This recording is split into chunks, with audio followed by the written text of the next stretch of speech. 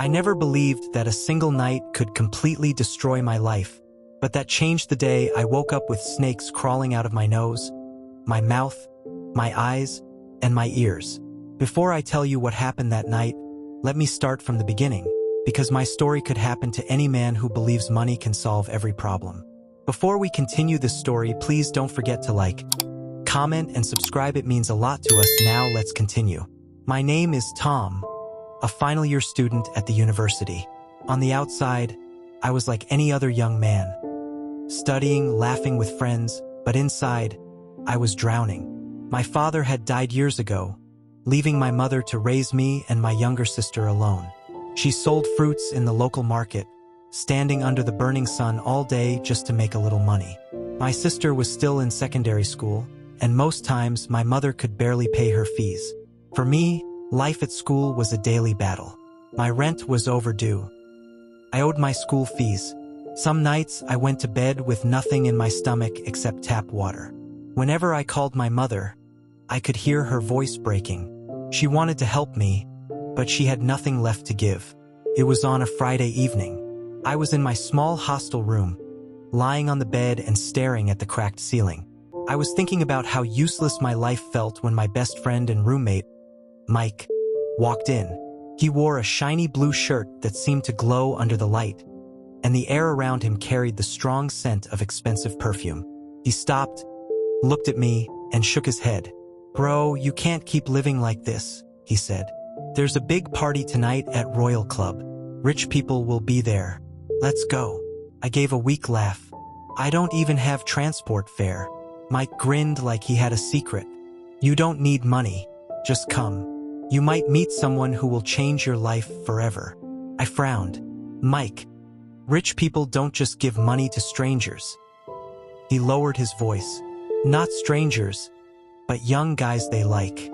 There's a woman, Madame Grace. She's beautiful, powerful, and she loves young men. One night with her, and you'll never be broke again." I wanted to say no, but the picture of my debts, my mother's tired face, and my sister possibly being sent home from school all came rushing into my mind. My chest felt heavy. I swallowed hard. "All right, I'll go," I said. That was the last normal choice I would ever make in my life. That night, Mike and I squeezed into a taxi heading to Royal Club. From the moment we got near the place, I could hear the heavy thump of music vibrating through the air. Flashing neon lights painted the street in colors: blue, red, purple, while expensive cars lined the entrance. The people walking in wore sharp suits, glittering dresses, and jewelry that probably cost more than my entire school fees. I felt small in my faded shirt and worn shoes, but Mike just gave me a push. "Walk like you belong here," he whispered. Inside, the club was a storm of noise and light. The music was so loud I felt it in my chest.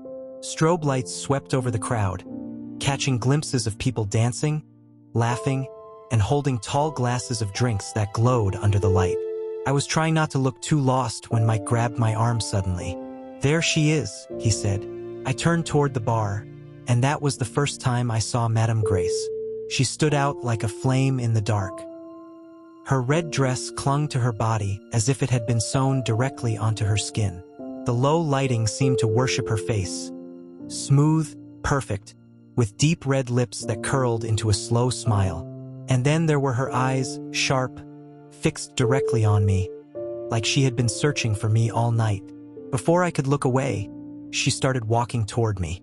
Her perfume reached me before she did, sweet, heavy, almost dizzying. She stopped close enough that I could feel the warmth of her breath over the noise. "You're handsome," she said softly, her voice a mix of sweetness and something darker.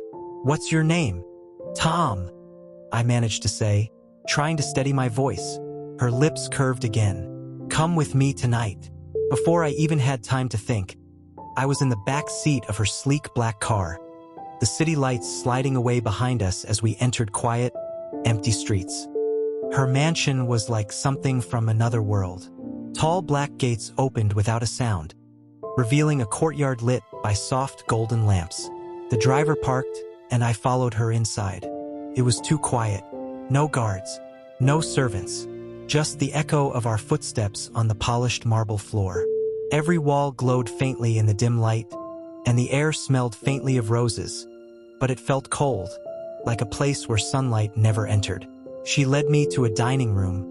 A long table stretched across the room, covered in food, steaming plates of rice, meat, fruits, and sauces that smelled too good to resist. We sat. We ate.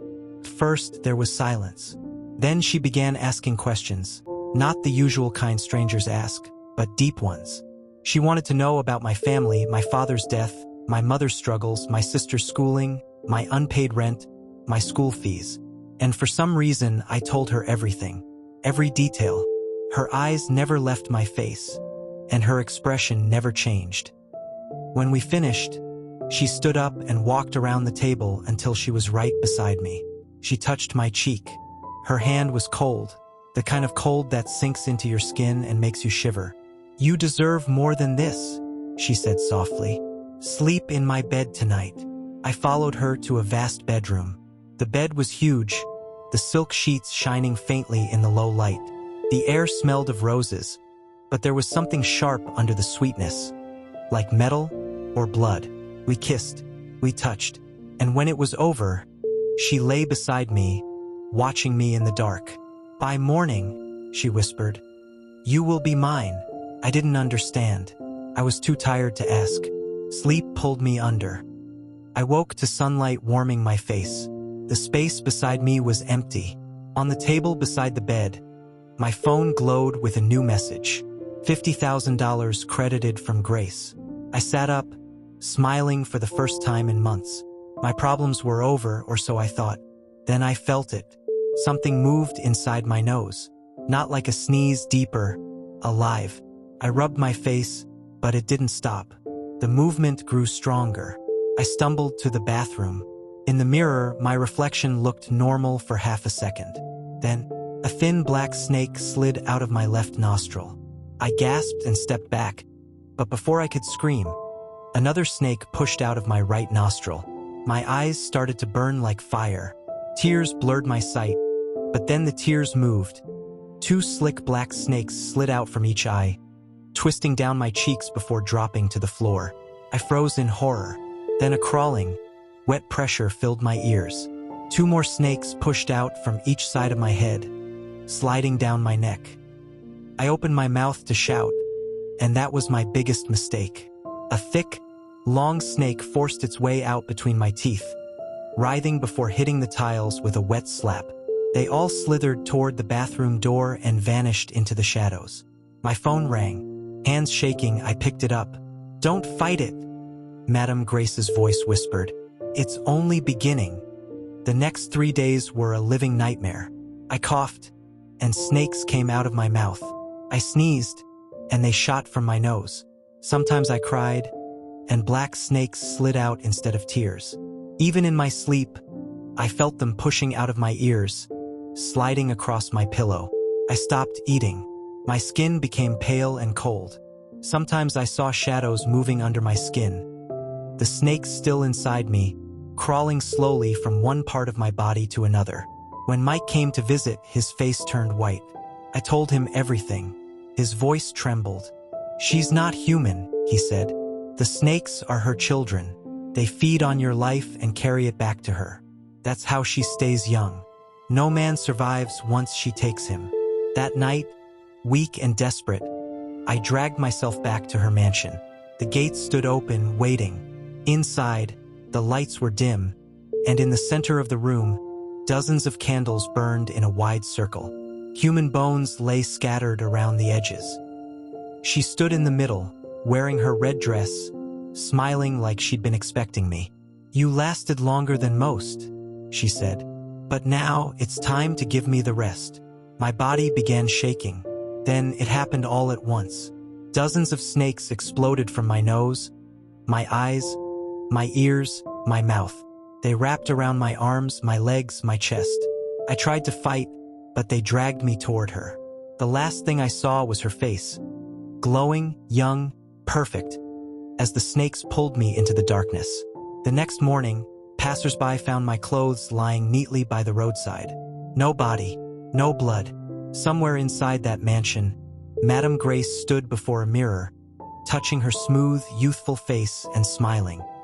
And that was how the snakes took my life, making Madame Grace young again.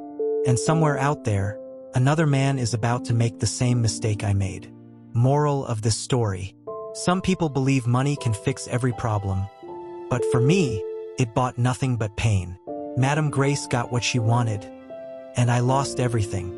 If you ever meet someone who offers you the world for just one night, remember my story and walk away. If you enjoyed this horror tale, don't forget to like the video, subscribe, and hit the bell icon so you never miss another African horror story. Tell us in the comments, would you take the money knowing the price? See you in our next video. Goodbye.